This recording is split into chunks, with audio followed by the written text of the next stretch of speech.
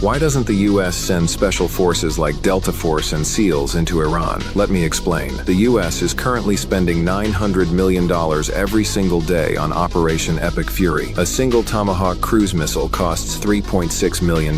In the first 100 hours alone, the US fired over 2,600 munitions and spent $3.7 billion. So why not just send in special forces and finish the job on the ground for a fraction of that cost? Here is why. Iran has one of the largest armies in the Middle East, with over 600,000 active soldiers who operate in every city. The moment American boots hit Iranian soil, it stops being an air campaign and becomes a full-scale ground war. Delta Force and SEAL Team 6 are the best in the world, but they are small units built for precision raids, not for fighting an entire country. The last time the US committed to a ground war in the Middle East, it lasted 20 years and cost over $8 trillion.